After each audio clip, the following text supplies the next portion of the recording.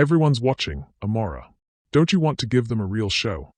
The words cut through the decorated gymnasium like shattered glass, each syllable designed to slice deeper than the last. Amora Sinclair stood frozen in the center of the dance floor, her emerald prom dress, the one she'd saved 3 months of part-time wages to buy, now dripping with what looked like chocolate milk but smelled suspiciously like something far worse. Madison Page circled her like a predator, phone held high, live streaming every humiliating second to her 1,000 followers. Come on, give us one of those cute little island dances. You know, the ones from what do you call it, your homeland. The laughter rippled outward in waves. 300 students, all watching, all recording, all witnessing the systematic destruction of the girl who dared to think she belonged here. Amora's hands trembled, not from fear, though her classmates couldn't know that. Her fingers were remembering the weight of boxing gloves, the satisfying snap of leather against heavy bags, the way her father's voice would echo through their makeshift gym back in Kingston. When they try to break you down, Amora girl, you show them what break really looks like. But this wasn't Jamaica. This wasn't the boxing ring where respect was earned through sweat and determination.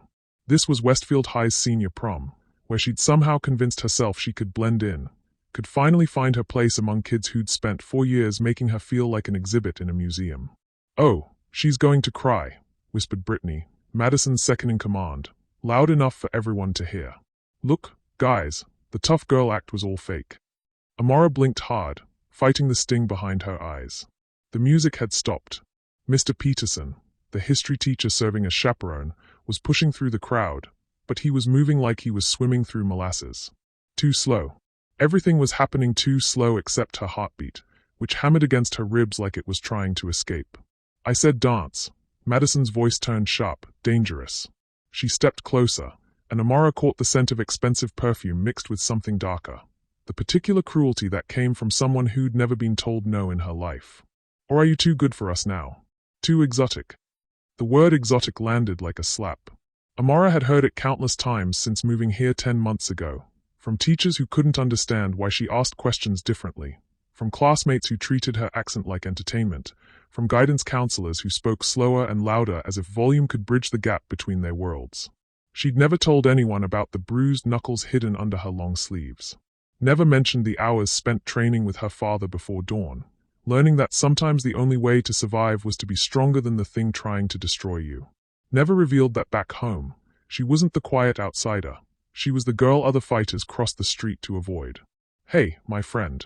She suddenly thought about the words she'd never get to say to the camera that should have been capturing this moment for better reasons. "Hope you're doing well.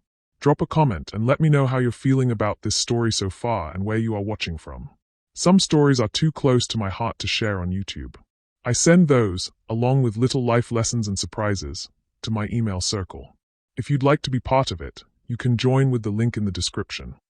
But there was no camera here that would capture her truth. Only phones recording her humiliation. Madison was close enough now that Amora could see the calculated emptiness in her blue eyes. "What's wrong? Got your tongue? Or should I say, mongoose?" More laughter. Someone in the crowd actually applauded. Amora's right hand flexed involuntarily. Muscle memory. Her father had taught her that the first rule of boxing wasn't about throwing punches, it was about reading your opponent. And right now, Madison Page was broadcasting her next move like a neon sign. The slight shift of weight to her left foot. The way her friends had positioned themselves to block the exits. The phone angles carefully adjusted to catch whatever was about to happen from every side. This wasn't random cruelty. This was orchestrated destruction. "You know what I think?" Madison's voice dropped to a theatrical whisper that somehow carried to every corner of the gymnasium. "I think someone needs to learn their place in the food chain." She reached out, one perfectly manicured finger extended toward Amora's face, and that's when everything changed. Because Amora Sinclair had spent 17 years learning that respect wasn't given, it was taken. And she'd spent the last 2 years perfecting exactly how to take it. The finger never reached its target. Amora's hand moved with the precision of someone who'd trained 10,000 hours for this exact moment. Not to strike, not yet, but to catch. Madison's wrist locked in a grip that could crack walnuts, and suddenly the most popular girl in school found herself staring into eyes that held something she'd never seen before. Something that made her realize she'd been playing chess with someone who'd brought dynamite to the board. "You want to know about my homeland?"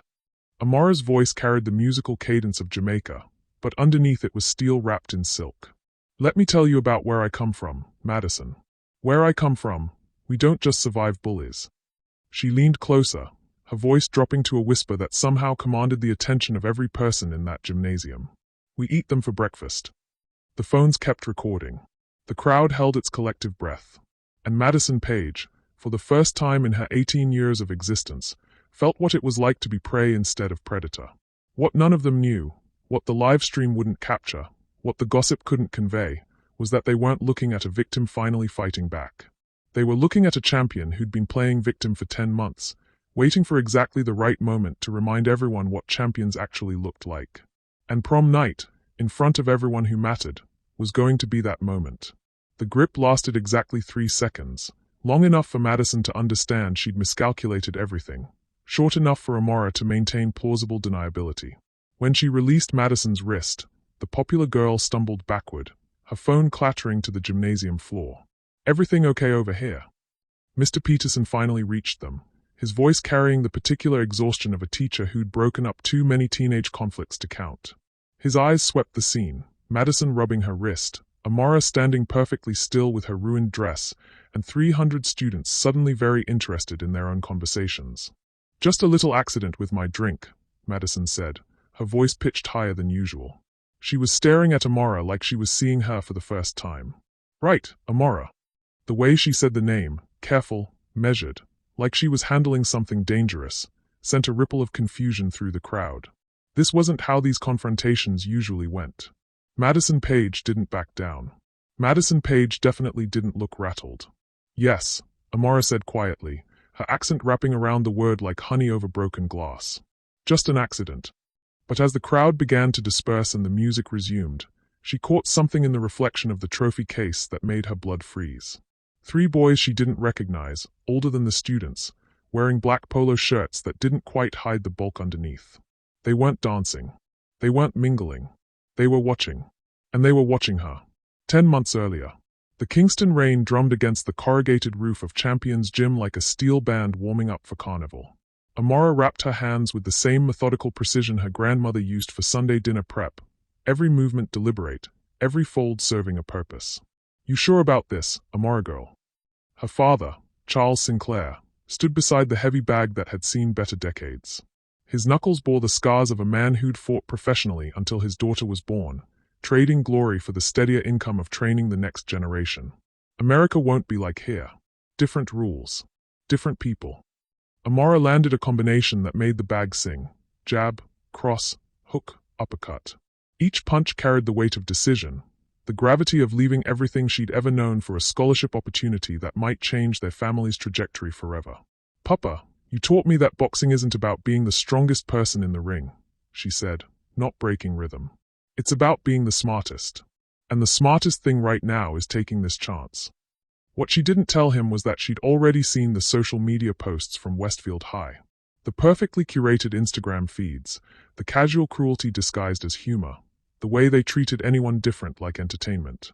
She'd studied them the way she studied opponents, learning their patterns, their weaknesses, their tells. "But if something happens," Charles said, his voice carrying the weight of a father's love and a fighter's pragmatism, "if they try to break you down." "I know, Papa." Amara stopped hitting and turned to face him. "I show them what break really looks like." Neither of them realized that Charles's old training partner, Vincent Page, Madison's uncle, had been feeding information about Amara's arrival to his niece for months.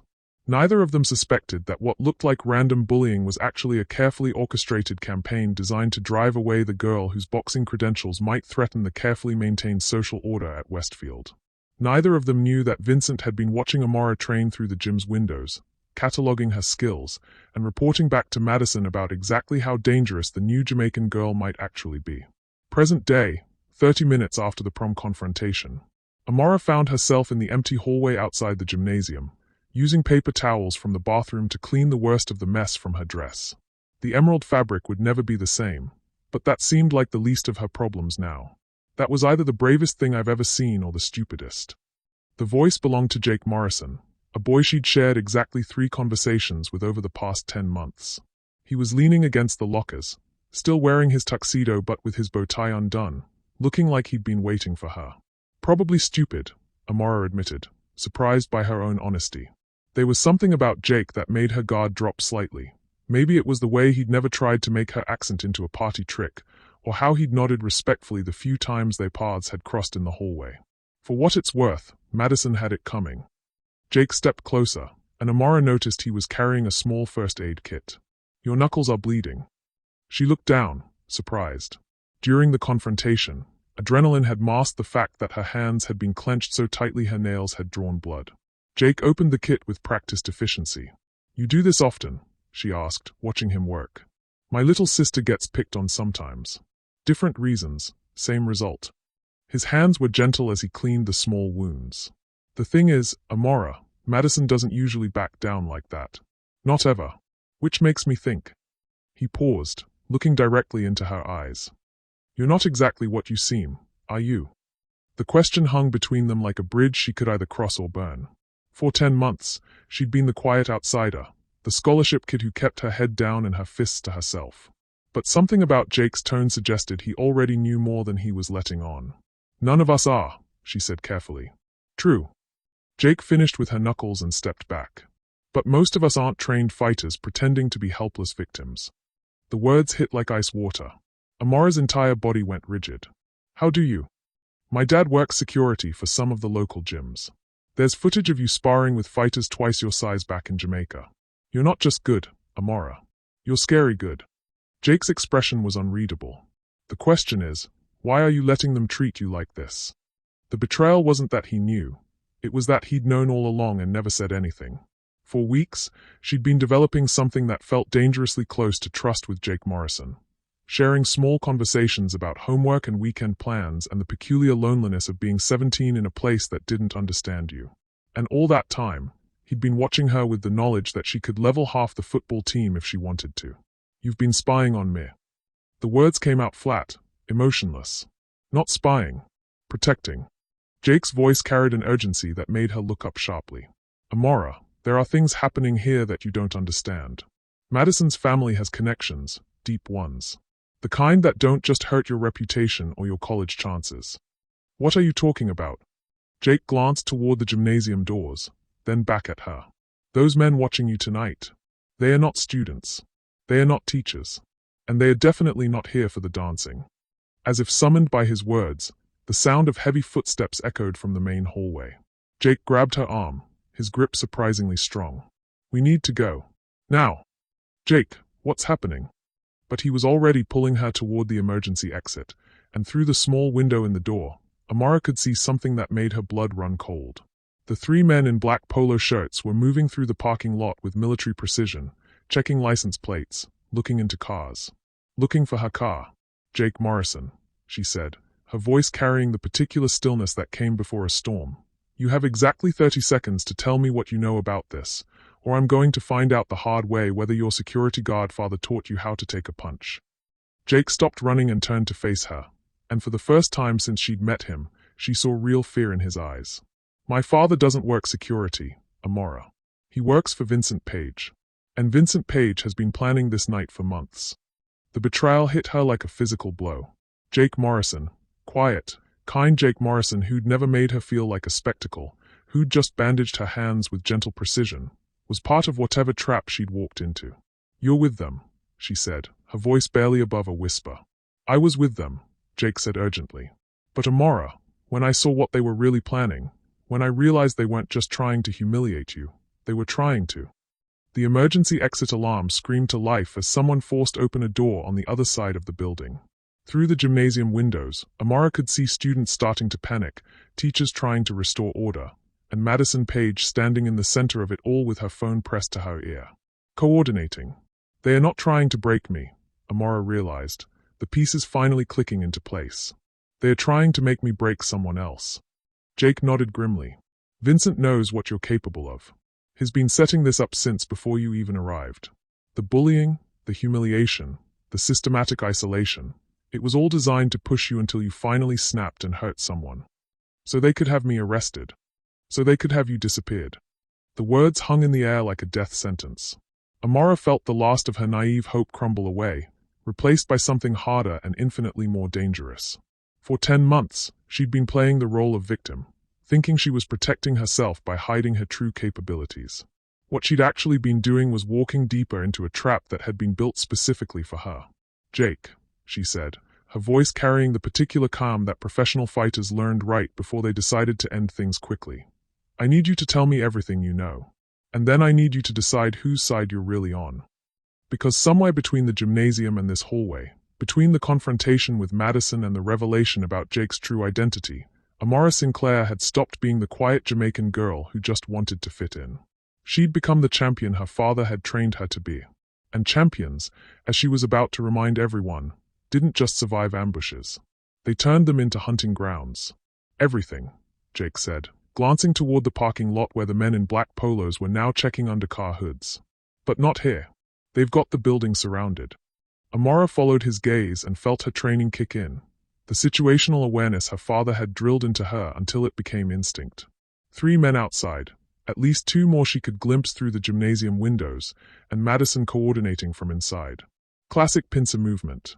"How many?" she asked. "6 that I know of. Maybe more." Jake was moving toward the far stairwell, the one that led to the second-floor classrooms. "Vincent doesn't take chances. And you? Are you a chance he's taking?" Jake stopped walking. In the dim emergency lighting, his face looked younger, more vulnerable. "My sister Ella goes to Lincoln Elementary. Same school district, same connections. When Vincent approached my dad about keeping tabs on you, he made it clear that cooperation was strongly encouraged." The words hit Amara like a physical blow.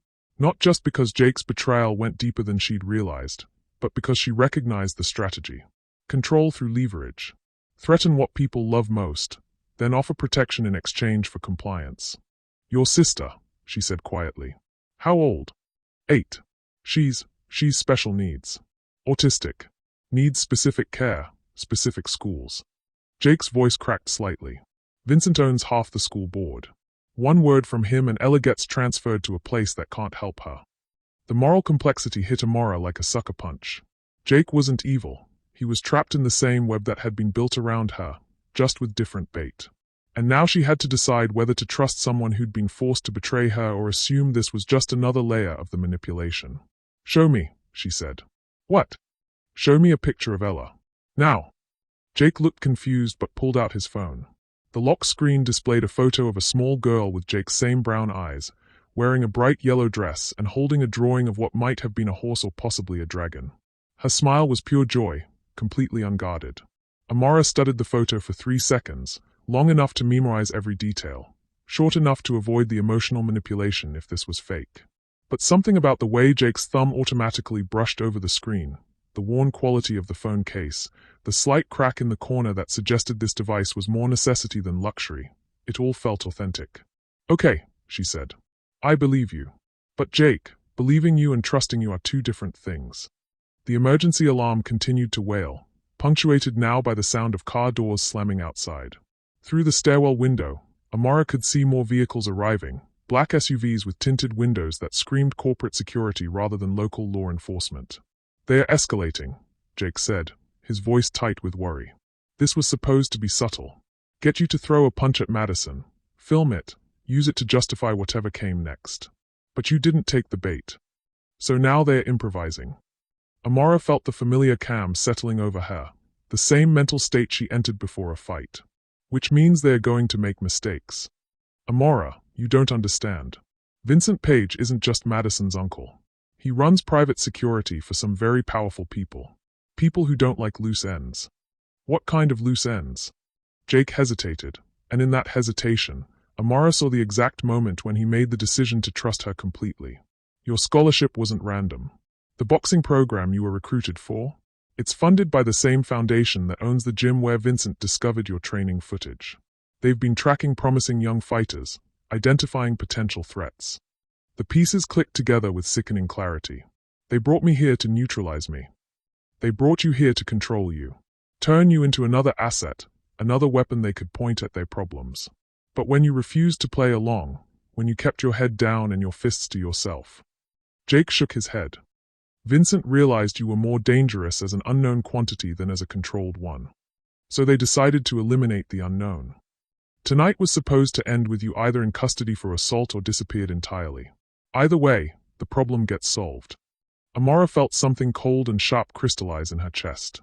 For 10 months, she'd been playing defense, trying to survive until graduation, trying to protect her family's investment in her future. She'd endured the mockery, the isolation, the systematic attempts to break her spirit because she thought it was temporary. A test she just had to pass. She'd been wrong about everything. "Jake," she said, her voice carrying a new quality that made him look at her sharply. "I need you to call your father. Right now." "Amara, what are you?" "Call him. Tell him you have me cornered in the second-floor chemistry lab. Tell him I'm panicking, that I might do something stupid, and that he needs to send everyone up here immediately." Jake stared at her like she'd lost her mind. "That's suicide. If they all come up here." "They won't all come up here. They'll send most of them, but Vincent will keep at least 2 downstairs to block the exits. Standard tactical protocol." Amara was already moving toward the chemistry lab, her mind racing through possibilities. "How many people know about your sister? What does that have to do with?" "How many people, Jake?" "Just Vincent and my dad. They keep leverage information compartmentalized." "Good. That means when this goes sideways, you have plausible deniability." Amara reached the chemistry lab door and tested the handle. Locked, but the kind of lock that yielded to someone who'd grown up in a neighborhood where locked doors were more suggestion than barrier. "Amara, what are you planning?" She turned to face him, and Jake saw something in her expression that made him step back involuntarily. It wasn't anger or fear or even determination. It was the look of someone who'd just realized they were done playing by other people's rules. "I'm planning to give Vincent Page exactly what he wants," she said. "A demonstration of what I'm really capable of." "You're going to fight them? There are 6 of them, maybe more." "No, Jake. I'm going to do something much worse than fight them." Amara's smile was sharp enough to cut glass. "I'm going to embarrass them. In front of everyone who matters, with cameras rolling, in a way that makes them look like the predators they actually are." She pushed open the chemistry lab door, which opened with a soft click that suggested her lockpicking skills were better than Jake had expected. "You see, Vincent made one critical error in his planning. He assumed I was like Madison, that I cared about my reputation, my image, my place in the social hierarchy. Don't you? Jake, I'm a 17-year-old girl from Kingston who learned to box by sparring with grown men who fought for grocery money. You think I'm worried about what a bunch of suburban teenagers think of me?" The question hung in the air as the sound of heavy boots echoed from the main stairwell.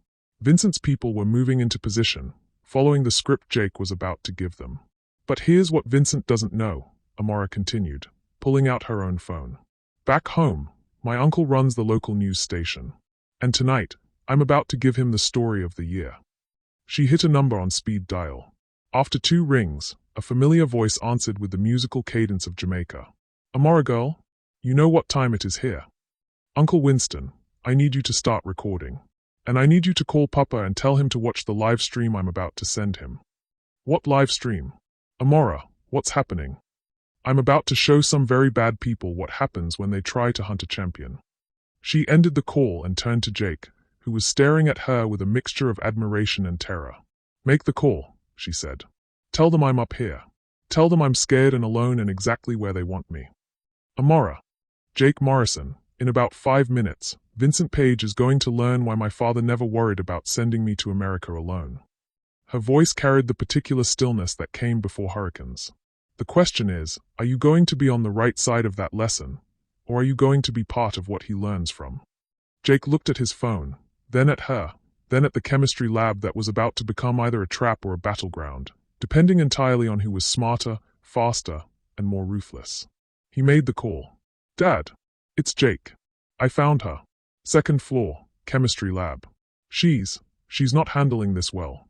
You need to get everyone up here before she does something we'll all regret." As he spoke, Amara was already moving through the lab, her hands finding equipment, angles, strategic positions. She'd studied this room during lunch breaks, the same way she'd studied every room in the building: escape routes, defensive positions, improvised weapons. Because Amara Sinclair had never been the victim in this story. She'd been the trap, waiting for the right moment to spring. And Vincent Page, in his arrogance and his underestimation of what a 17-year-old girl from Jamaica might be capable of, had just walked directly into the killing zone. The boots on the stairs were getting louder. Madison's voice echoed from the gymnasium, coordinating with someone on the phone. Car engines rumbled in the parking lot as more vehicles arrived. And Amara smiled, because for the first time in 10 months, she was exactly where she wanted to be. Surrounded, outnumbered, and finally free to stop pretending she was anything other than her father's daughter. The chemistry lab felt smaller with danger closing in from all sides. Amara moved through the space like water, her hands cataloging potential weapons with the efficiency of someone who'd learned to see opportunity in everything. Bunsen burner gas lines that could be redirected. Glass beakers that could become projectiles. Chemical storage cabinets that could provide both cover and ammunition. "They are coming," Jake whispered, his ear pressed to the door. 4 sets of footsteps. Heavy boots. "They are not trying to be quiet anymore." "Good," Amara murmured, adjusting something in the corner where the emergency shower met the wall. Loud means confident. Confident means careless. She pulled out her phone and opened the live stream app her uncle had taught her to use for training footage. The red recording light blinked to life, and suddenly everything became real in a way that made her pulse steady rather than spike. "This is Amara Sinclair," she said to the camera, her voice carrying the musical cadence of home. "It's approximately 11:30 p.m., and I'm about to show you what happens when American bullies mistake kindness for weakness." Jake stared at her. "You're really going to broadcast this?" "Every second."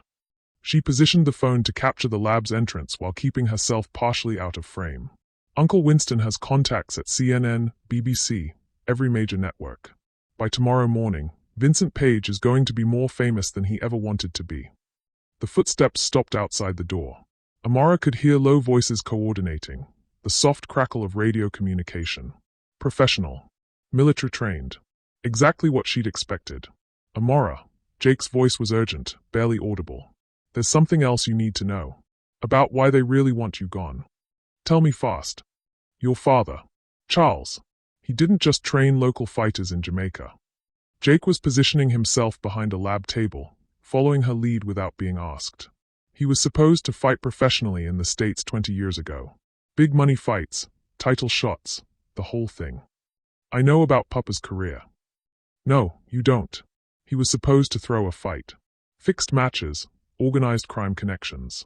When he refused and won anyway, he made some very powerful enemies. People who don't forget." The pieces clicked together with sickening clarity. Vincent Page. Vincent's father was the promoter Charles embarrassed. "This isn't just about neutralizing a potential threat, Amara. This is about settling a 20-year-old debt." The door handle turned slowly.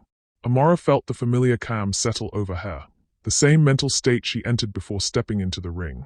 Everything outside the immediate moment faded away. The fear, the anger, the questions about who to trust.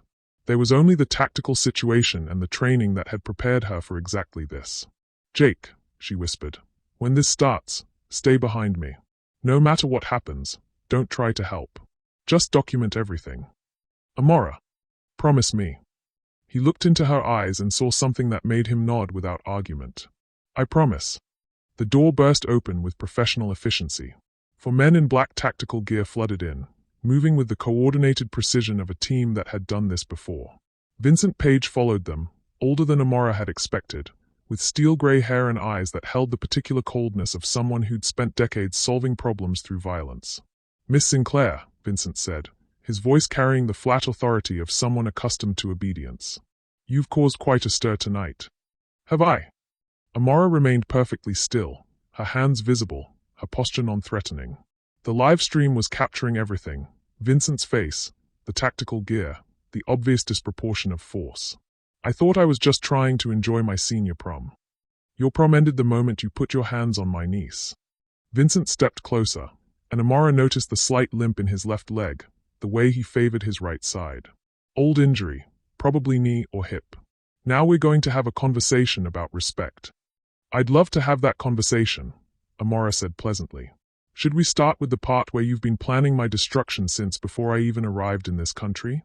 Or should we begin with how you're using an 8-year-old autistic girl to blackmail her brother into spying on me?" The words hit Vincent like physical blows.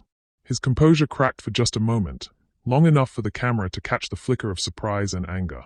He hadn't expected her to know about Ella. Hadn't expected her to piece together the larger conspiracy. "Jake," Vincent said without taking his eyes off Amara, "you disappoint me." "Actually," Jake said, his voice steadier than Amara had expected, "I think I'm finally making you proud." just not in the way you wanted. He held up his own phone, also recording. Did you know your conversation with my father about eliminating the Sinclair problem was recorded? Did you know that threatening elementary school children is a federal crime when it crosses state lines? Because Ella's care is coordinated through a federal special needs program. Vincent's face went white. Around him, the 4 tactical team members shifted uncomfortably. They'd signed up for intimidating a teenager, not participating in federal crimes against children with disabilities. You have no idea what you're playing with, Vincent said, his voice dropping to a dangerous whisper. Your father made enemies 20 years ago that are still very much alive. Very much interested in closing old accounts. Then let me save them the trouble, Amara said. What happened next took exactly 4 seconds, but Vincent Page would replay it in his nightmares for the rest of his life. Amara moved with the fluid precision of someone who'd spent years training against multiple opponents. The emergency shower she'd been adjusting earlier erupted in a pressurized spray that filled the room with chaos. In the confusion, she became something between dancer and predator. The first tactical team member went down when his feet hit the strategically placed pool of soapy water she'd created with dish detergent from the lab supplies. The second discovered that chemistry lab floors were particularly unforgiving when you were wearing heavy boots and couldn't see through the artificial fog she'd created by mixing safe but visually dramatic chemicals. The third made the mistake of reaching for her, and learned that 17-year-old girls from Jamaica who'd been sparring with grown men since they were 12 could hit considerably harder than physics suggested was possible. The fourth member had the presence of mind to retreat toward the door, which was exactly what Amara had counted on. He triggered the door mechanism she'd rigged, which locked automatically and set off the building's fire suppression system in the hallway outside. In 4 seconds, Vincent Page went from having total control of the situation to being trapped in a chemistry lab with a teenager who'd just demonstrated that his tactical team was exactly as incompetent as she'd hoped they'd be. You were saying something about respect, Amara said conversationally, not even breathing hard. Around her, 3 grown men were struggling to their feet, soaking wet, humiliated, and beginning to realize they'd drastically underestimated their target. Vincent's hand moved toward something under his jacket. Amara's voice cut through the chaos like a blade. I wouldn't. Those cameras are live streaming to approximately 15,000 people right now, including my uncle who works for Jamaican national television and Jake's cousin who apparently attends Columbia Journalism School. You really want to add threatening a minor with a weapon to tonight's evidence collection? Vincent's hand stopped moving. Through the lab's windows, they could all see flashing lights in the parking lot. Real police this time, not Vincent's private security. How? Vincent's voice carried the particular frustration of someone who'd seen a perfect plan crumble in ways he couldn't comprehend. You made one critical error, Amara said, helping Jake to his feet. During the chaos, he'd been knocked down but was otherwise unharmed. The way he immediately checked to make sure she was okay sent an unexpected warmth through her chest. You assumed I was playing defense. What do you mean? Uncle Winston didn't just record this. He called Papa. And Papa called his old training partners. The ones who immigrated to New York and New Jersey and became police officers and federal investigators and immigration attorneys. Amara's smile was sharp enough to cut steel.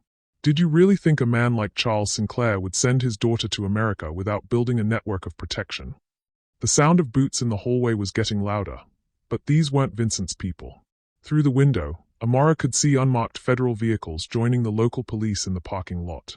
You see, Vincent, there's something you never understood about fighters like Papa and me. We don't just train to win fights. We train to survive wars.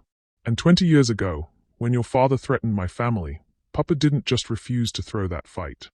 She stepped closer to Vincent, and he saw something in her eyes that made him understand exactly how badly he'd miscalculated everything. He spent the next 2 decades documenting every crime, every threat, every illegal connection your family made, waiting for the day you'd give him a reason to use it. The lab door burst open, but this time it was federal agents in FBI windbreakers, with local police backup and what looked like immigration officials. Vincent Page, the lead agent, announced, "You're under arrest for conspiracy, human trafficking, extortion, and violation of federal civil rights statutes." As the handcuffs clicked into place, Vincent looked at Amara with something approaching respect. "Your father taught you well." "Papa taught me that real strength isn't about how hard you can hit," Amara said. "It's about being smart enough to make sure you never have to." But even as Vincent was led away, even as his tactical team was processed and his conspiracy crumbled around him, Amara felt a chill that had nothing to do with the still spraying emergency shower. Because through the chaos, through the flashing lights and the shouting and the sense of victory, she'd caught a glimpse of something that made her blood freeze. Madison Page, standing in the parking lot next to a black sedan that definitely hadn't been there before. Madison, who was supposed to be in custody or at least being questioned. Madison, who was talking on a phone with someone who was making her nod with the particular urgency of someone receiving new orders. Vincent Page might have been the uncle, but Madison was the one who'd inherited the family business. And the look on her face as she stared up at the chemistry lab windows suggested that this night was far from over. "Jake," Amara said quietly, her hand finding his in the chaos. "We need to go. Right now." "What? Why?" "It's over. Vincent's arrested. The conspiracy is blown. We're safe." Amara squeezed his hand, feeling the calluses on his fingers that suggested he'd been doing more manual labor than most high school students. Keeping busy, staying useful, protecting his sister by being indispensable. "Look at the parking lot," she said. "Madison's not in custody. And she's making a phone call." Jake followed her gaze and saw what she'd seen. Madison Page, who should have been answering questions about her role in the night's events, was free and coordinating something new. "Oh God," Jake breathed. "Ella, if they can't get to you, they'll go after the leverage they still have." The victory felt suddenly hollow. Vincent Page was in custody, but the Page family's reach extended far beyond one man. And Madison, with her uncle removed from the board, was about to become considerably more dangerous than either of them had anticipated. Because sometimes, when you cut off the head of a snake, you discovered you'd actually been fighting a hydra. And Madison Page had just inherited control of all the remaining heads. The federal agents were still processing the scene when Amara's phone buzzed with a text from Uncle Winston. Her blood turned to ice as she read it. "Amara girl, we have a problem. Charles never called me tonight. I haven't heard from your father in 3 weeks. The phone nearly slipped from her hands. Jake was beside her in an instant, his arm around her shoulders providing comfort that suddenly felt too practiced, too perfect. "What is it?" he asked, his voice carrying exactly the right note of concern. "My uncle says." Amara stopped, her mind racing back through the evening. Every conversation, every revelation, every perfectly timed piece of information that had led her to this moment. "Jake, when you called your father tonight, did you actually call your father?" "What do you mean?" She turned to face him fully, studying his expression with the same intensity she'd learned to read opponents in the ring. "You told Vincent that your conversation with your father about eliminating the Sinclair problem was recorded. But how would you have recorded it if you didn't know it was coming?" Jake's face didn't change, but something shifted in his eyes. A flicker of something that might have been respect or might have been resignation. "Show me your phone," Amara said quietly. "Amara, you're in shock. You're not thinking clearly." "Show me your phone, Jake Morrison. Show me the recording of your father threatening Ella. Show me the photos of your autistic sister. Show me one piece of evidence that anything you've told me tonight is actually true." The silence stretched between them like a chasm. Around them, federal agents were cataloging evidence, interviewing witnesses, processing the crime scene that Amara had so carefully orchestrated. But all of that felt suddenly distant, irrelevant compared to the growing certainty that everything she thought she knew was wrong. "You can't," she whispered. "Because Ella doesn't exist, does she?" Jake was quiet for a long moment. When he finally spoke, his voice carried a sadness that felt genuine despite everything. "Ella exists. She's just not my sister." "Then who is she?" "She's Vincent Page's granddaughter. Madison's cousin. The one family member who actually is innocent in all of this." Jake's hand moved toward his jacket pocket, and Amara tensed automatically. But he only pulled out his phone, opening to a photo that made her heart skip. The same little girl in the yellow dress. Same bright smile, same innocent joy. But the background wasn't Jake's modest apartment. It was clearly an expensive home, with the kind of casual luxury that spoke to generational wealth. "Ella Page has autism, yes. She's 8 years old, yes. And she is the leverage Vincent's been using, just not against me." Jake's voice was steady, professional. "She's the leverage he's been using against her own parents to keep them in line. You're Vincent's son. Nephew. Madison's cousin. And the only member of the Page family who's been trying to keep this from becoming a bloodbath." The revelation hit Amara like a physical blow. Every conversation, every moment of growing trust, every flutter of attraction, all of it had been performance. Jake Morrison didn't exist. The boy she'd been falling for was just another Page family weapon, pointed directly at her heart. How long? She managed to ask. Since before you arrived. Vincent knew that Charles had built his network, knew that a direct assault would trigger federal intervention. So we needed someone on the inside. Someone you'd trust. Someone I'd care about. Jake's expression cracked slightly. That part wasn't supposed to happen. Amara felt something breaking inside her chest. Something that had nothing to do with fear or anger and everything to do with the particular devastation of realizing that the first person who'd made her feel less alone in 10 months had been paid to be there. The recording of your father's conversation about eliminating me, she said, her voice flat. It was real, wasn't it? Just not the way you presented it. Vincent's been planning this for months. Every detail, every contingency. Including what to do if I started developing actual feelings for the target. The target. The words tasted like poison. That's what I am to you. That's what you were supposed to be. Jake stepped closer, and for the first time since she'd known him, Amara saw something desperate in his expression. Amara, everything I told you about Vincent's plan was true. Everything about the conspiracy, the federal crimes, the systematic destruction, all of it was real. Except the part where you were protecting me instead of participating in it. I was protecting you, just not for the reasons you thought. The distinction felt like being stabbed with surgical precision. Jake had saved her life tonight, had helped her turn the tables on Vincent's conspiracy, had been instrumental in getting federal law enforcement involved. But he'd done it as part of a larger plan, not out of any genuine care for her well-being. What happens now? She asked. Now Vincent goes to federal prison, his immediate conspiracy gets dismantled, and you get to go home to Jamaica with your scholarship intact and your family safe. Jake's voice carried an odd note of finality. Vincent's arrest tonight was always the end goal. For who? For people who are much smarter and much more dangerous than Vincent Page ever was. The pieces clicked together with sickening clarity. You're not just Page family. You're working for someone else. I'm working for the people who own the foundation that funded your scholarship. The same people who've been tracking and recruiting young fighters like you for the past decade. Jake's smile was sad and sharp at the same time. Vincent thought he was hunting you, Amara. What he actually did was interfere with a much larger operation. What kind of operation? The kind that recruits 17-year-old boxing champions and turns them into assets. The kind that builds networks of fighters, trainers, and coordinators across multiple countries. The kind that Vincent Page stumbled into when he decided to settle his father's old grudge against Charles Sinclair. Amara felt the ground shifting beneath her feet. Not just the revelation about Jake, but the growing understanding that she'd never been the target or the victim or even the champion in this story. She'd been the recruitment test. My father, she whispered. Charles knew about this. Your father has been working for the same people I work for since before you were born. Every fight, every training session, every opponent he put you against, it was all designed to prepare you for tonight. For what exactly? For the moment when you'd prove you were smart enough, strong enough, and ruthless enough to deserve an invitation to join something much bigger than high school boxing.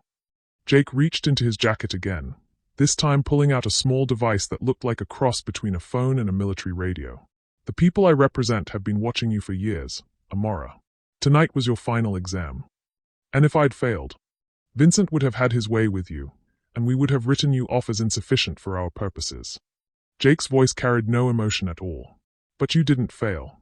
You exceeded every expectation. The device in his hand buzzed once. Jake looked at the display and nodded. They are ready for you. Who's ready for me? The people who actually run things.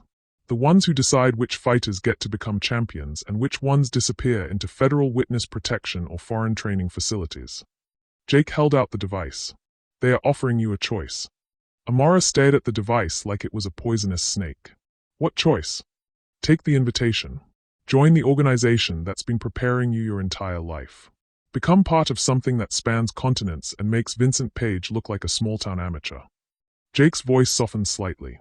Or walk away. Go home to Jamaica. Live a normal life. Forget any of this ever happened. And if I choose the normal life, then Charles Sinclair, the father who trained you, protected you, and built a network specifically to keep you safe, disappears permanently. Along with Uncle Winston, and every other person who helped you tonight. The words hit like ice water. Not just the threat, but the casual way Jake delivered it. as if eliminating her entire support network was just another business decision. They have my father. They've always had your father, Amara. Just like they've always had me. Just like they'll always have you, one way or another. Jake gestured toward the window, where the federal agents were still processing Vincent's arrest. Did you really think it was coincidence that exactly the right law enforcement showed up at exactly the right time with exactly the right charges? You orchestrated all of this. We orchestrated all of this. Vincent's conspiracy was real, but it was also an opportunity. A chance to eliminate a troublesome amateur while testing our newest potential recruit. Jake's expression was unreadable. The question is, are you going to accept the invitation, or are you going to make us solve the problem of your existence in a different way? Amara looked around the chemistry lab that had been her battlefield just minutes ago. The broken glass, the chemical residue, the evidence of her tactical superiority over trained professionals. All of it had been performance for an audience she'd never known was watching. The live stream, she realized. Uncle Winston wasn't the only one watching. 15,000 viewers, just like I told you. Most of them were evaluation personnel, but some were potential clients. People who pay very well for fighters with your particular combination of skills. I'm being sold. You're being recruited. There's a difference. What difference? Jake was quiet for a moment, and when he spoke, his voice carried something that might have been genuine regret. Recruited means you get to choose your first assignment. Sold means someone else chooses for you. The device in his hand buzzed again, more insistently this time. Jake glanced at it and his expression tightened. They're getting impatient, Amara. And these aren't people who handle impatience well. Through the lab window, she could see the federal agents wrapping up their work. Vincent Page was already gone, loaded into a vehicle and disappeared into the justice system that would either convict him or quietly release him depending on how useful he proved to be. Madison Page was nowhere to be seen. And Jake Morrison, or whatever his real name was standing in front of her with a device that represented the choice between becoming a professional killer or watching everyone she loved disappear forever. I need to see proof, she said finally. Proof that my father is alive. Proof that Uncle Winston is safe. Proof that you're not just threatening ghosts to manipulate me. Jake nodded and touched something on the device. The screen lit up with a video feed that made Amara's knees nearly buckle. Charles Sinclair, sitting in what looked like a comfortable apartment, drinking coffee and reading a newspaper. He looked older than she remembered, more tired, but unharmed. The timestamp showed the feed was live. Papa, she whispered. As if he'd heard her, Charles looked directly into the camera and smiled. It was the same smile she'd grown up with, the one that meant everything would be okay if she just trusted him and stayed strong. But behind the smile, in his eyes, she saw something that chilled her to the bone. Fear, not of his captors, but of what his daughter was about to become. Because Charles Sinclair knew exactly what organization had been preparing Amara her entire life. And he knew that once she accepted their invitation, the girl he'd raised to be a champion would disappear forever, replaced by something much more dangerous and infinitely less human. Choose quickly, Jake said softly. They don't like to be kept waiting. And Amara realized that everything she thought she'd won tonight, her freedom, her dignity, her chance at a normal life, had been an illusion. The real trap had never been Vincent Page or Madison's bullying or even the systematic humiliation at prom. The real trap had been the belief that she was strong enough to fight her way out of a cage that had been built around her since birth. Amara stared at her father's face on the screen, memoizing every detail. The way his coffee cup trembled slightly in his hand, the forced casualness of his posture, the newspaper he was pretending to read. But it was his eyes that told the real story. Charles Sinclair, the man who'd taught her that champions were made in the quiet moments between fights, was terrified. Not of dying. She'd seen him face opponents twice his size without flinching. This was something worse. He was terrified of what she was about to choose. How long? She asked, her voice barely above a whisper. How long what? Jake's tone was professionally neutral, but she caught the slight tension in his shoulders. Even he wasn't entirely comfortable with what was happening. How long has he been their prisoner? He's not a prisoner, Amara. He's an employee. Has been since he was 19 and looking at a 20-year prison sentence for illegal fighting rings. Jake touched something on the device, and the video feed expanded to show more of the room. Comfortable furniture, bookshelves, a window with a view of what looked like tropical mountains. We offered him an alternative. You own him. We employ him. There's a difference. What difference? Jake was quiet for a moment, and when he spoke, his voice carried something that might have been genuine sadness. Employees get to retire eventually. Property doesn't. The distinction hit her like a physical blow. Her entire life, every lesson about strength and resilience and fighting for what was right, all of it had been preparation for this moment when she'd have to choose between her humanity and her family's survival. "Show me the contract," she said. "What? If this is an employment opportunity, show me the terms. Duration, compensation, specific duties, termination clauses." Amora's voice steadied as her mind shifted into the analytical mode her father had taught her for studying opponents. "I want to see exactly what I'm signing up for." Jake looked genuinely surprised. Most recruits don't ask for details. Most recruits probably don't have fathers who taught them that any deal you can't walk away from isn't really a deal at all. Jake touched the device again, and text appeared on the screen. Amora read quickly, her expression growing darker with each line. The contract was comprehensive, professionally drafted, and absolutely terrifying in its scope. Duration, indefinite, renewable at organization's discretion. Compensation, lodging, medical care, and performance bonuses. Primary duties, combat operations, target elimination, recruitment activities. Secondary duties, training, intelligence gathering, asset management. Termination, at organization's sole discretion, with standard severance protocols. Severance protocols, Amora read aloud. What does that mean?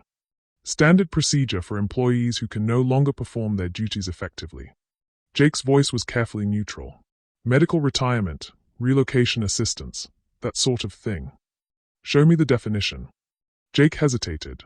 Amora, you're overthinking this. The organization takes care of its people. Show me the definition of severance protocols. With obvious reluctance, Jake scrolled to the fine print. Amora read the section twice, feeling something cold settle in her stomach. Severance protocols, permanent termination of employment relationship through medical intervention. Subject to organizational security requirements and non-disclosure obligations. Medical intervention, she said quietly. They kill you. Only if absolutely necessary. Most employees serve long, productive careers and retire to comfortable situations. Most. The ones who don't usually make choices that force our hand.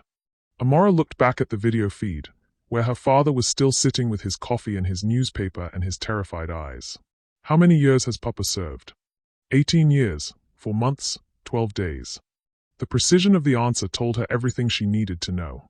They tracked their assets down to the day, probably the hour. Charles Sinclair wasn't an employee, he was inventory. And his retirement prospects. Jake was quiet for so long that Amora thought he wasn't going to answer. When he finally spoke, his voice was barely audible. Your father will retire when you accept your position. Not before. The words hit her like ice water. You're using me to keep him in line. We're offering you both an opportunity to serve something larger than yourselves. You're threatening to kill my father if I don't become a professional assassin. We're explaining the reality of your situation. The device buzzed again, more urgently this time. Jake glanced at it and his expression tightened. They want an answer, Amora. Now. Through the lab window, she could see the federal agents finishing their work. In a few minutes, they'd be gone, along with any pretense that this was about justice or stopping Vincent Page's conspiracy. She'd be alone with Jake and whatever came next. If I say yes, she said slowly, what happens to my life here? School, graduation, my scholarship. All taken care of. You'll officially complete your senior year through distance learning while beginning advanced training. Your college acceptance will be transferred to one of our affiliated institutions. And if I say no? Jake's expression went completely flat. Your father suffers a tragic accident while in protective custody. Uncle Winston dies in a car crash in Kingston. The federal agents who arrested Vincent tonight discover that their evidence was obtained illegally and all charges are dropped. He paused. And you disappear into the juvenile justice system on assault charges that suddenly become very difficult to disprove. You'd frame me for attacking Madison. We'd let Vincent's original plan proceed as scheduled. Sometimes the simplest solutions are the most effective. Amora felt the walls closing in around her. Every option led to destruction, either her own humanity or her family's lives. The tactical situation was perfect from their perspective. No matter what she chose, they won. I need to talk to him, she said finally. To Papa. Before I decide. Jake shook his head. That's not how this works. Then make it how this works. Amora's voice carried the particular stillness that came before storms. You want me to sign my life away to become your property? Fine. But I get to say goodbye to the man who made me strong enough to be worth recruiting. Jake stared at her for a long moment, then touched something on the device. The video feed changed, and suddenly Charles Sinclair was looking directly at her through the screen. Amora girl, he said, and his voice was exactly the same as every morning when he'd woken her for training, every evening when he'd helped her with homework, every moment of her life when she'd needed him to be strong. How are you feeling, baby girl? The question broke something inside her chest. Not how was she doing, not was she safe, but how was she feeling? Because Charles Sinclair knew his daughter well enough to understand that the physical threats were secondary to the emotional devastation of realizing that everything she'd believed about her life was a lie. I'm scared, Papa. The words came out smaller than she'd intended. I know, but remember what I taught you about fear. Fear is just excitement without breath. That's right. So breathe, baby girl. And tell me what you see when you look at this situation. Amora forced herself to analyze the tactical position the way he'd taught her to study boxing opponents. I see a trap that was built around me before I was born. I see people who've been moving pieces on a board I didn't even know existed. I see choices that aren't really choices. And what else do you see? I see. She paused, studying Jake's expression, the device in his hand, the timing of everything that had happened tonight.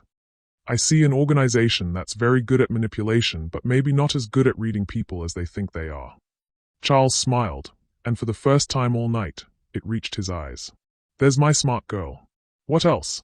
I see someone who's been underestimating exactly how well you taught me to think. Amora looked directly at Jake. They think they are recruiting a weapon, but weapons don't choose their targets. What do you choose, Amora girl? The question hung in the air like a challenge. Not what would she choose from the options they'd given her, but what did she choose to be in this moment when everything was stripped away? I choose to be your daughter, she said quietly. No matter what that costs. Charles nodded slowly. Then you already know what to do. The video feed cut off abruptly. Jake was staring at the device with confusion. That's not. They ended the call from their side. Because Papa just told me everything I needed to know. Amora felt something shift inside her, a gear clicking into place that she hadn't even known existed. Your organization made one critical error. What error? You assumed Charles Sinclair was your prisoner. But if he were really your prisoner, he wouldn't have been able to end that call when he wanted to. Jake's face went white. What are you saying? I'm saying Charles Sinclair has been playing a very long game. And you just helped him move his final piece into position. The device in Jake's hand started beeping urgently. He looked at it and his expression shifted from confusion to something approaching panic. That's impossible. We have complete control of the situation. Do you? Amora smiled, and for the first time all night, it was completely genuine. Jake Morrison, or whatever your real name is, you're about to learn why they call my father the champion. Through the lab window, new vehicles were pulling into the parking lot. But these weren't federal agents or local police or even Vincent Page's private security. These were Jamaican diplomatic vehicles, flying flags that meant Charles Sinclair had just called in 20 years' worth of carefully accumulated favors. And behind them, stepping out of a black sedan with the confident stride of someone who'd been planning this moment for decades, was Charles Sinclair himself. Not a prisoner, not an employee. A man who'd spent 18 years, 4 months, and 12 days gathering intelligence on an international criminal organization while pretending to be their victim. You've been played, Amora said softly, watching Jake's world crumble in real time. All of you. For nearly 2 decades. The device in Jake's hand went silent. Not because the connection had been lost, but because the organization on the other end had just realized they were no longer the hunters in this scenario. They'd become the prey.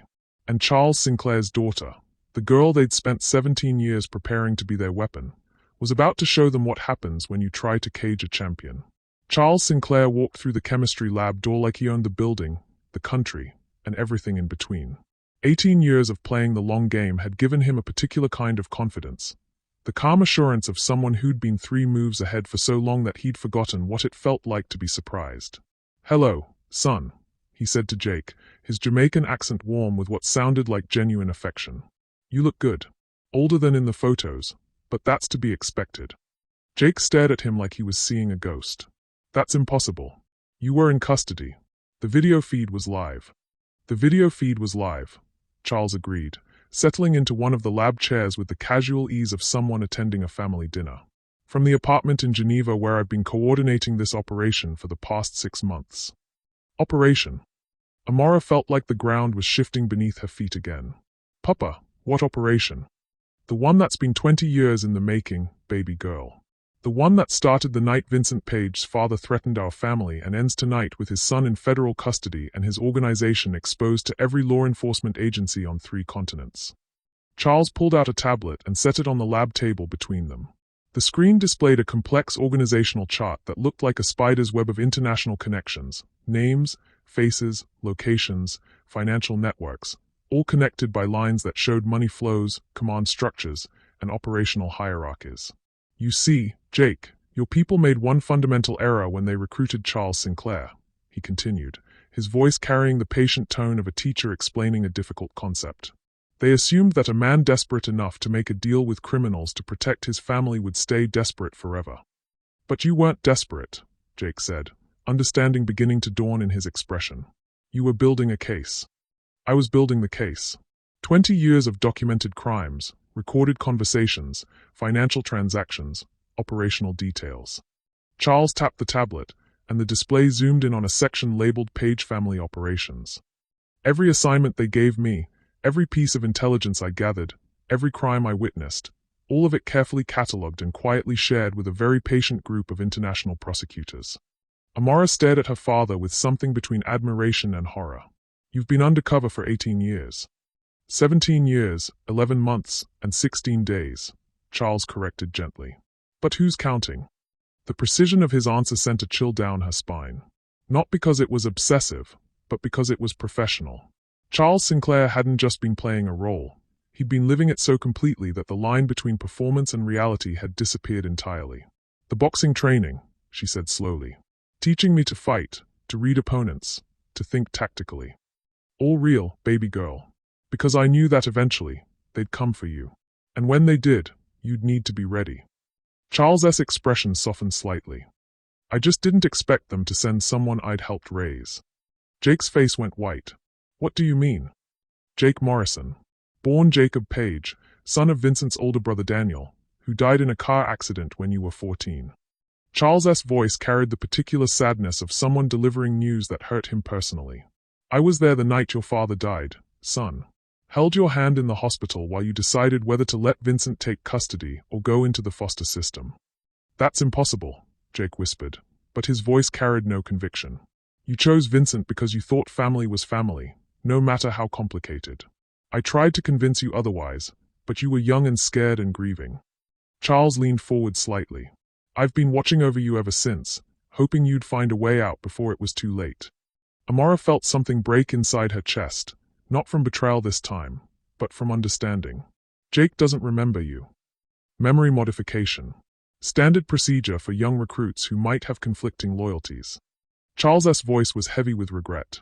They took away everything that might have made him question orders, including his memory of the man who tried to save him from this life. Jake was staring at Charles like he was seeing him for the first time, and maybe he was. Fragments of memory were clearly surfacing, half-remembered conversations, a familiar voice offering comfort during the worst night of his life, gentle hands that had guided him through grief and fear. Uncle Charles, he whispered, the words carrying the weight of recognition. You used to bring me ice cream. Chocolate with caramel sauce. You said. I said that no matter how dark things got, there was always something sweet waiting on the other side if you were brave enough to keep going. The words hung in the air like a bridge between past and present, between the boy Jake had been and the weapon he'd been transformed into.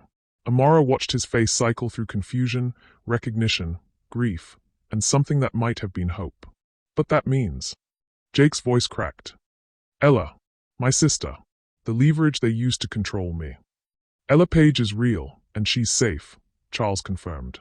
Has been since the night I extracted her from her parents' house 6 months ago.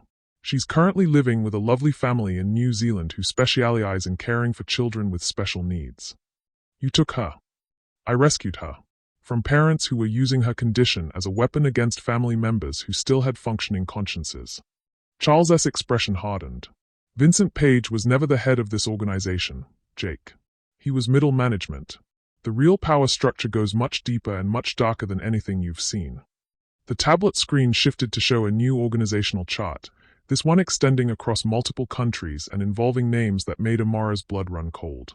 Politicians, law enforcement officials, corporate executives, military contractors, a network of influence that spanned continents. They've been recruiting fighters for decades, Charles continued. Building an army of people with no families, no histories, no connections that can't be severed when necessary. Vincent's operation was just one small piece of a much larger machine. And tonight was what? The grand finale. Jake's voice carried a bitter edge. Tonight was the beginning of the end. Vincent's arrest will trigger a chain reaction. Every organization member who tries to distance themselves, every financial transaction they make to cover their tracks, every communication they send to coordinate damage control, all of it will be monitored, recorded, and used to map the complete network. Charles touched something on the tablet, and the screen filled with surveillance footage from dozens of locations around the world. Federal agents, international police, military units, all moving simultaneously against targets that had been carefully identified and tracked for years. It's already started, he said quietly. In 6 hours, the largest international criminal organization in modern history will cease to exist. Amara felt a mixture of pride and horror watching her father reveal the scope of his lifetime's work. Papa, this is incredible. But what about Jake? What about the people who were forced into this like he was? The question hung in the air like a challenge. Charles looked at Jake with something that might have been paternal affection, then back at his daughter with the particular sadness of someone about to deliver devastating news. That's the impossible choice, baby girl, he said softly. Jake's memory modification was done using experimental techniques. Reversing it could restore everything he's lost, his childhood, his real identity, his connection to the people who loved him. That's good news, isn't it? The reversal process has a 60% survival rate. And even if he survives, there's no guarantee he'll be the same person you've come to care about. The words hit like ice water. Amara looked at Jake, who was staring at Charles with an expression she couldn't read. What does that mean?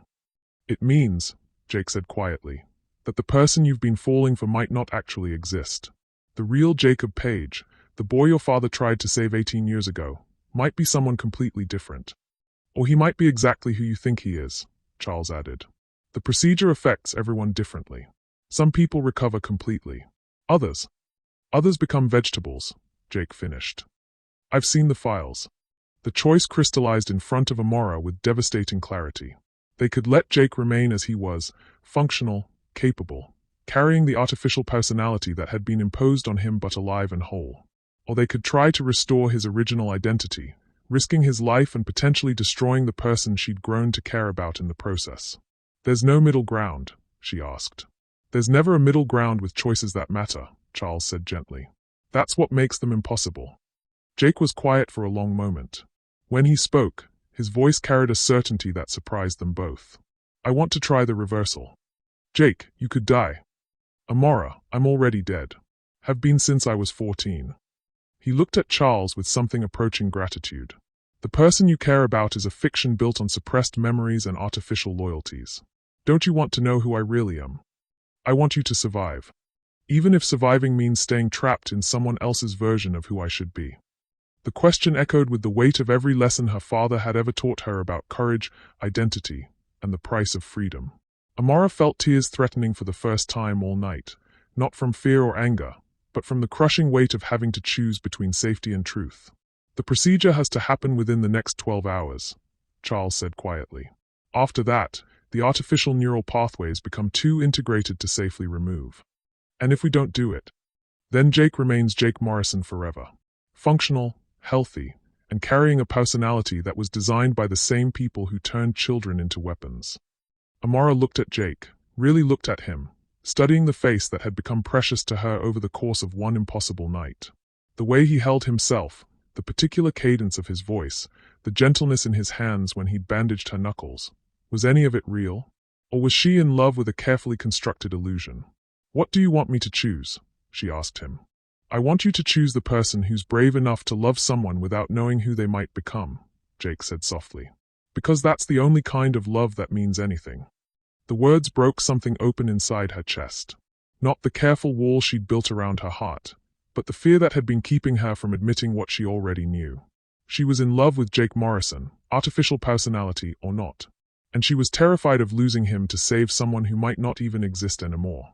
But Charles Sinclair had raised his daughter to choose courage over comfort, truth over safety, and love over fear. Even when those choices might destroy everything she'd fought to protect. "Do it," she said, her voice steady despite the tears now flowing freely down her cheeks. "Restore his memories. Let Jacob Page come home."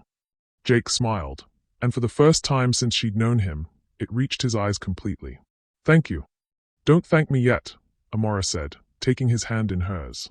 "Thank me when you wake up and decide whether the real you can love the real me." "Deal," Jake said softly. And as Charles began making the calls that would either restore the boy he'd failed to save 18 years ago or destroy the man his daughter had fallen in love with, Amara realized that some victories could only be won by being willing to lose everything. Even the person you love most. The medical facility hidden beneath the Jamaican consulate looked nothing like the sterile hospital rooms Amara had imagined.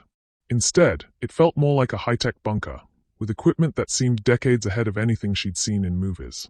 Dr. Anna Williams, the neurologist Charles had called in from Geneva, moved around the machinery with the confident efficiency of someone who'd performed this procedure many times before. "Most of our success stories are children," Dr. Williams explained as she prepared the neural interface. "Younger minds are more resilient, more adaptable. At 18, Jake's brain has had more time to integrate the artificial pathways." "What does that mean for his chances?" Amara asked, holding Jake's hand as he lay on the examination table. "It means we're about to find out if love is stronger than neuroscience," Dr. Williams said with a slight smile. "Because honestly, the survival rate for someone his age should be closer to 30%. But I've learned that people with something worth fighting for tend to defy medical probability." Jake squeezed Amara's hand. "Whatever happens, I need you to know that these past few hours, getting to know the real you, seeing you fight back, watching you choose courage over safety, it's been the most alive I've felt since I was 14. "Don't talk like you're dying," Amara said fiercely. "Talk like you're being born." The words seemed to resonate with something deep inside Jake's eyes. "You know what's funny? Even through all the conditioning, all the memory suppression, there was always this voice in the back of my mind telling me that this wasn't who I was supposed to be." "Maybe that was Jacob trying to break through," Dr. Williams suggested, attaching the final monitoring electrode. "Sometimes the original personality is stronger than we give it credit for." Charles appeared in the doorway, his expression grim. "We need to accelerate the timeline. The organization is moving faster than we anticipated." "What's happening?" Amara asked. "They are cutting losses, liquidating assets, eliminating witnesses, burning everything that could lead back to the main network." Charles showed them his tablet, which displayed a map with red dots disappearing one by one. Each dot that goes dark represents someone who knew too much being permanently silenced. "How many people are we talking about?" Dr. Williams asked, her hands never pausing in their preparation. "Hundreds, maybe thousands. 20 years of recruitment, and they are willing to kill every single asset rather than risk exposure." Charles's voice was heavy with the weight of lives he couldn't save. "Jake, if we're going to do this, it has to be now." "Do it," Jake said immediately. "But Amara, I need you to promise me something. Anything. If I don't make it, or if I come back as someone who doesn't remember loving you, don't waste time mourning what we might have been. Use that energy to help your father save the people who can still be saved. Jake, promise me." Amara looked into his eyes and saw something that took her breath away. Not fear of death or uncertainty about the procedure, but absolute clarity about what mattered most. Even facing the possibility of losing everything, Jake Morrison, or Jacob Page, was thinking about other people first. "I promise," she whispered. "But I also promise that if you come back different, I'm going to fall in love with whoever you really are. Because someone who cares more about saving strangers than saving himself is exactly the kind of person worth loving." Jake smiled, and it was the most beautiful thing she'd ever seen. "Dr. Williams, I'm ready." The procedure began with a soft humming sound as the neural interface activated. On the monitors, Amara could see Jake's brain activity displayed in patterns of light and color that looked almost like music. Dr. Williams watched the readings with intense concentration, making tiny adjustments to the frequency and intensity of the neural stimulation. "His original neural pathways are stronger than I expected," she murmured. "It's like someone built a fortress around his core memories instead of just suppressing them." "That would be Jake's father," Charles said quietly. Daniel Page was a good man who saw what his family was becoming. Before he died, he spent months teaching Jake meditation techniques, memory exercises, ways to protect his true self if anyone ever tried to change him. His father knew this might happen. Daniel was planning to take Jake and run. The car accident that killed him wasn't an accident. Charles's expression darkened. Vincent eliminated his own brother to prevent the family's secrets from being exposed. On the monitors, Jake's brain activity began to shift. The artificial patterns that had governed his personality for 4 years started to dissolve, replaced by something older and deeper. But the process wasn't smooth. Warning lights began flashing as his vital signs spiked dangerously. "He's fighting it," Dr. Williams said, her hands flying over the controls. "His mind is rejecting the restoration." "Why would he reject getting his memories back?" Amara asked, panic rising in her voice. "Because," Charles said with dawning understanding, "he's not rejecting the restoration. He's rejecting the suppression." Jake Morrison was never the artificial personality. Jacob Page was. The revelation hit like lightning. "What are you saying?" "I'm saying the organization didn't suppress Jacob's memories and create Jake Morrison. They suppressed Jake Morrison's memories and tried to force him back into being Jacob Page." Charles stared at the monitors with something approaching awe. The boy I tried to save 18 years ago had already transformed himself into someone stronger. Someone who could survive what they put him through. So who is he really? He's both. And neither. He's someone who took the best parts of both identities and built something new. Dr. Williams' voice carried excitement now instead of concern. "I've never seen neural integration like this. He's not choosing between personalities, he's merging them." On the monitors, the chaotic brain patterns began to stabilize into something entirely unique. Not the artificial construct they'd expected to find, not the suppressed original, but a hybrid that seemed to contain the strength of both. Jake's eyes opened slowly, blinking in the soft light of the medical facility. When his gaze found Amara's face, she saw something that made her heart skip. Recognition that went deeper than memory, connection that transcended identity. "Hey," he said softly, his voice carrying a new quality that somehow sounded both familiar and completely fresh. "Did it work? How do you feel?" Dr. Williams asked, checking his vital signs. "Like myself. All of myself. For the first time in 4 years." Jake sat up slowly, his movements careful but confident. "I remember everything now. Both versions of my life, both sets of memories.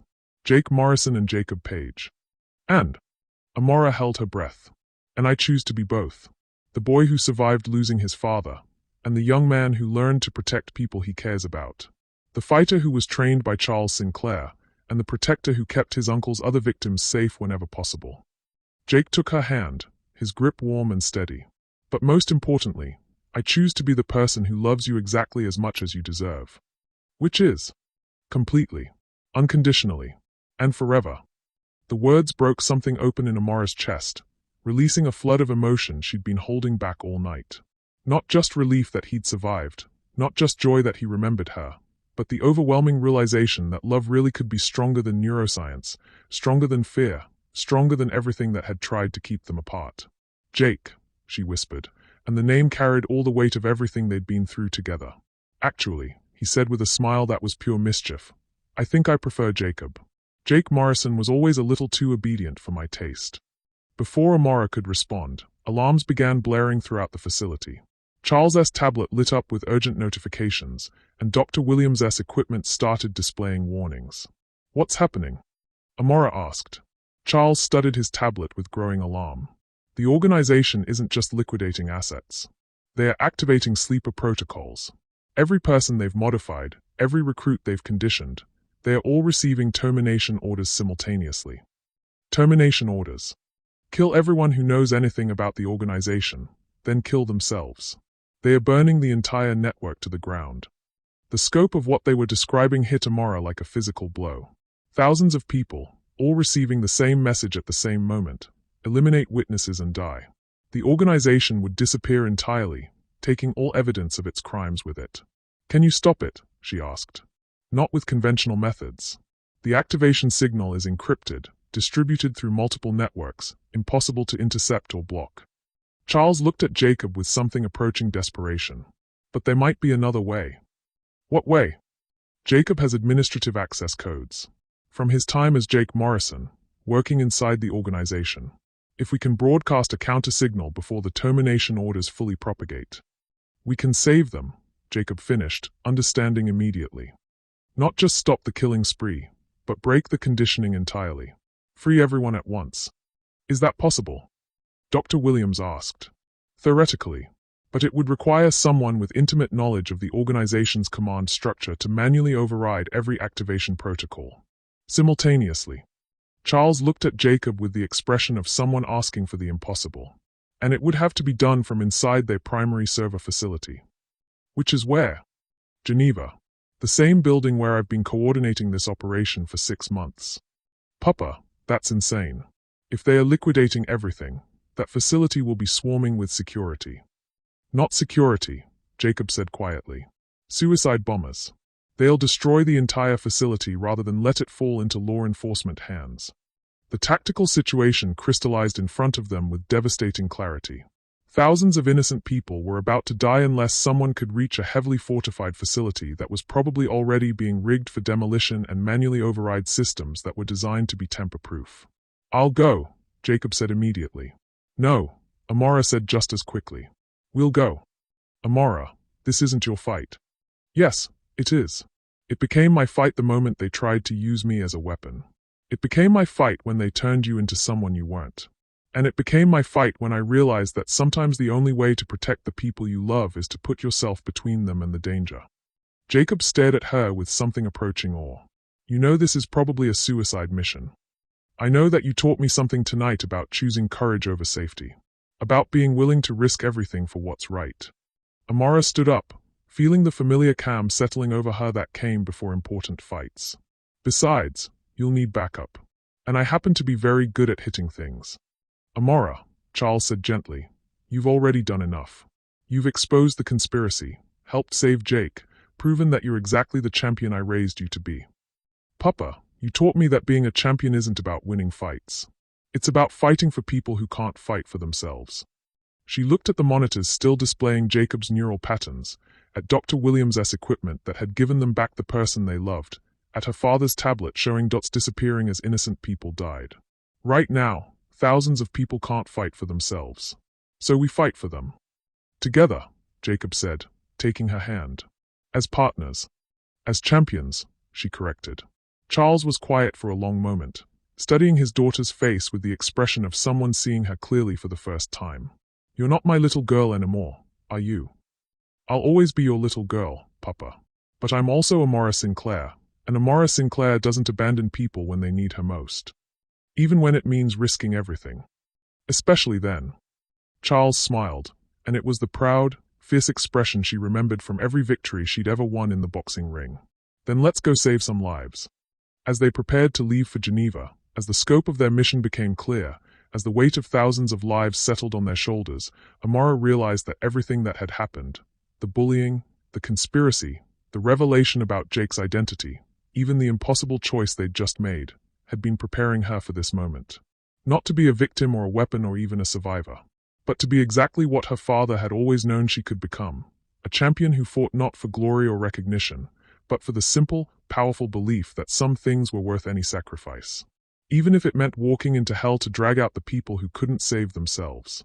Especially then. The private jet to Geneva cut through the pre-dawn darkness like a promise of redemption. Amara sat across from Jacob, studying his face in the soft cabin lighting and marveling at how the same features could look so completely different when animated by his true self. Gone was the careful neutrality she'd grown accustomed to, replaced by something more vivid, more alive, more genuinely Jake than Jake Morrison had ever been. Tell me about him, she said quietly.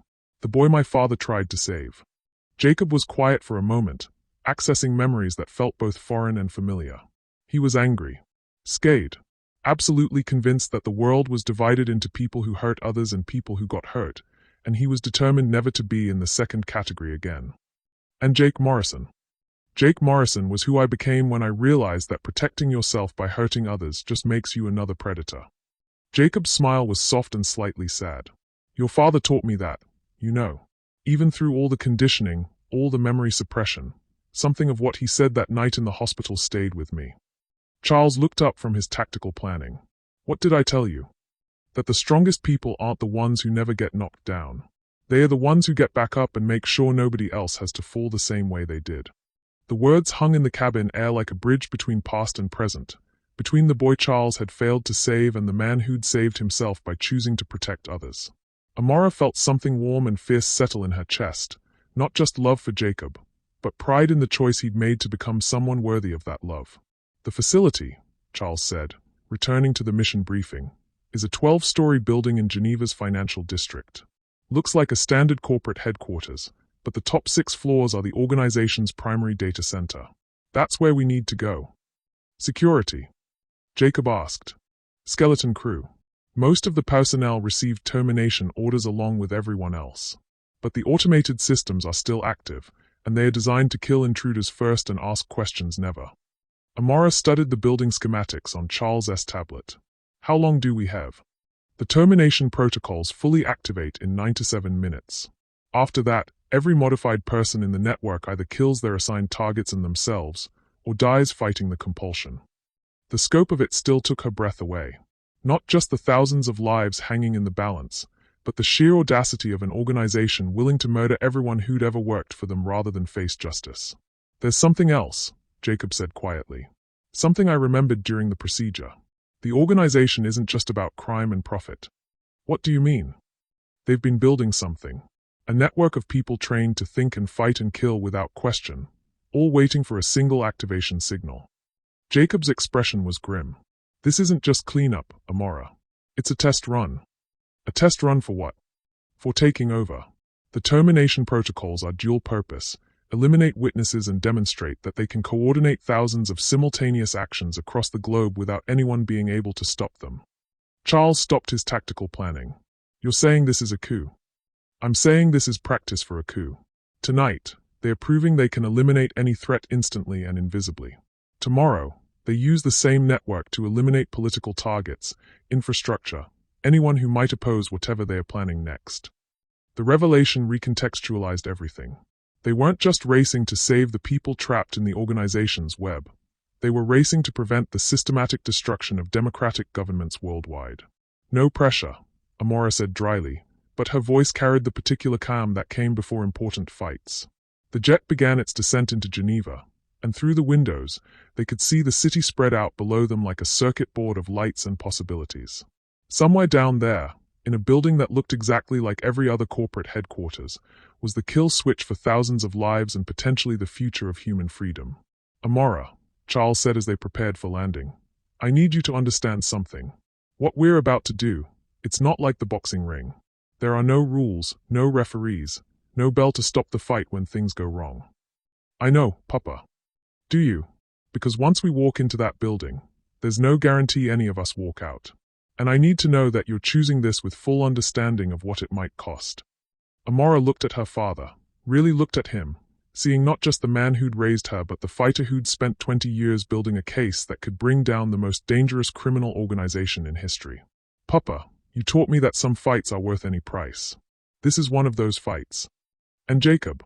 Charles's gaze shifted to the young man who'd become his daughter's partner in every sense that mattered. Are you ready to face the people who stole your childhood? I'm ready to make sure they can't steal anyone else's, Jacob replied simply. The building's lobby was eerily quiet, lit only by emergency lighting that cast everything in harsh red shadows. The elevators were locked down, the stairwells sealed, and every surface that should have displayed normal corporate information now showed the same message in multiple languages. Facility lockdown. Authorized personnel only. Lethal force authorized. Cheerful, Amara murmured, following Jacob toward a maintenance access panel that his recovered memories suggested would be their best entry point. Wait, Charles said, studying his tablet with growing alarm. The timelines accelerated. We don't have 90 minutes anymore. How long? 23 minutes. Something triggered early activation. Jacob cursed in what sounded like 3 different languages. They know we're here. The building's AI is adapting to our presence. Can we still reach the servers in time? If we don't run into any complications. As if summoned by his words, the building's security system came fully online. Lights blazed to life, revealing corridors filled with automated defense systems that tracked their movement with mechanical precision. The voice that echoed from hidden speakers carried the emotionless authority of artificial intelligence given lethal purpose. Unauthorized personnel detected. Initiating containment protocols. Move, Jacob said, and they moved. What followed was part chase scene, part tactical operation, and part family reunion. Charles fought with the controlled precision of someone who'd spent decades planning for this exact moment. Jacob moved through the building's defenses like he'd designed them himself, which in a way, he had. And Amara fought with everything her father had taught her about protecting what mattered most. They reached the server room with 4 minutes to spare, but those 4 minutes felt like hours as Jacob's fingers flew over keyboard interfaces that required both Jake Morrison's technical knowledge and Jacob Page's intuitive understanding of the organization's psychology. Got it, he said finally, as lines of code cascaded across dozens of monitors. Counter-protocol is uploading to the network. Everyone who was going to die tonight gets to live instead. And their conditioning. Broken. Permanently. They'll remember everything, who they really are, what was done to them, and exactly who was responsible. The monitors filled with responses from around the world as thousands of people suddenly found themselves free for the first time in years. Messages of confusion, gratitude, and in some cases, rage at what had been stolen from them. It's done, Charles said quietly, watching the data streams that represented lives saved and futures restored. 20 years of planning, and it's finally done. But Amara was watching something else, a secondary countdown that Jacob hadn't noticed, hidden in the building's structural systems. Jacob, she said, her voice carrying the particular stillness that came before hurricanes. How long does it take to upload that counter-protocol? Another 30 seconds. Why? Because this building is rigged to explode in 20 seconds. The words hit like ice water. Through the server room's windows, they could see Geneva spread out below them. Innocent people going about their lives, unaware that a 12-story building was about to become a 12-story bomb. The upload can't be interrupted, Jacob said, his hands never pausing on the keyboard. If we stop now, everyone dies anyway. And if we don't stop, we die but everyone else lives, Amara said, understanding the choice with perfect clarity. Amara, no, Charles said, but she was already moving toward the windows. Papa, remember what you taught me about champions. They don't fight for glory. They fight to protect people who can't protect themselves. Baby girl. I love you, Papa. And Jacob. She turned to look at the young man whose true self she'd fallen in love with twice in one night. I love all of you. Every version, every possibility, every future we might have had. Amara, there has to be another way. There is, she said, and her smile was bright enough to light the world. We jump. What? The counter-protocol doesn't need the building to survive, just the network connection. And the network connection runs through cables that extend beyond the building's blast radius. Amara was already opening the server room windows, calculating distances and angles with the tactical precision her father had drilled into her. We jump, the building explodes, the upload completes, and everyone lives. That's insane, Jacob said, but he was already disconnecting the portable upload device, his movements betraying the trust he had in her judgment. That's champions, Charles corrected, and Amara heard in his voice something she'd never heard before, not just pride in what she'd accomplished, but recognition of who she'd become. They jumped. The explosion lit up the Geneva skyline like a second sunrise, but by then they were already falling through space toward the lake below, held together by Jacob's arms around Amara and Charles' hand in hers and the absolute certainty that some things were worth any risk. They hit the water hard, but they hit it together. And when they surfaced, sputtering and laughing and alive against all probability, the first thing Amara saw was her phone lighting up with messages from around the world. Thousands of people, all free, all alive, all grateful to 3 champions who'd been willing to risk everything for people they'd never met. So, Jacob said, treading water beside her as emergency sirens wailed in the distance and the Swiss authorities began the long process of understanding what had just happened. What do we do now? Amara looked at him, really looked at him, seeing not Jake Morrison or Jacob Page, but simply the person she loved more than safety, more than certainty, more than anything except the fierce joy of knowing they'd chosen to be exactly who they were meant to be. Now we go home, she said. And we figure out what champions do when they are not busy saving the world. Any ideas? I'm thinking we start by teaching other people how to be champions too. Because something tells me the world's going to need more of them.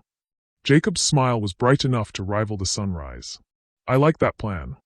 Good, Amara said, swimming toward shore with the steady stroke of someone who'd learned that the only way forward was to keep moving, keep fighting, and keep choosing love over fear every single day. Because we're going to be very busy. 6 months later, the Champions Academy in Kingston was already outgrowing its original building. Young people from around the world came to learn not just how to box, but how to think strategically, how to protect others, and how to choose courage over comfort when it mattered most. Amara Sinclair Page, she'd kept both names because some identities were too important to abandon, stood in the ring where it had all started, teaching a class of 15-year-olds the difference between fighting to hurt and fighting to protect. Remember, she told them, watching their combinations with the critical eye of someone who'd learned to see potential in everyone. Strength isn't about how hard you can hit. It's about being smart enough to make sure you never have to.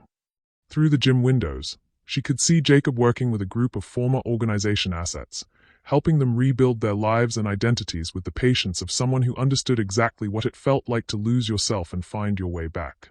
And in the corner, Charles Sinclair sat with his tablet, coordinating with law enforcement agencies worldwide as they continued dismantling the networks that had taken 20 years to build and 5 minutes to destroy. It wasn't the ending Amara had imagined when she'd walked into that prom thinking she just wanted to fit in. But it was better, because she'd learned that fitting in was just another way of hiding. And Amara Sinclair had spent 17 years learning how to be exactly who she was meant to be. Someone who fought for people who couldn't fight for themselves, who chose love over fear, and who understood that true champions weren't made in moments of victory. They were made in moments when they chose to keep fighting, no matter what it cost. "Hey," Jacob said, appearing beside her as the class ended and the students began their cool-down routines. "How are you feeling?" It was the same question he'd asked her that first night in the chemistry lab, but now it carried the weight of everything they'd survived together. The answer came as easily as breathing. "Like a champion," she said, and meant it completely. Because that's exactly what she'd become. What did this story teach you about choosing courage over comfort? Drop your thoughts in the comments and subscribe for more stories that will change how you see the world.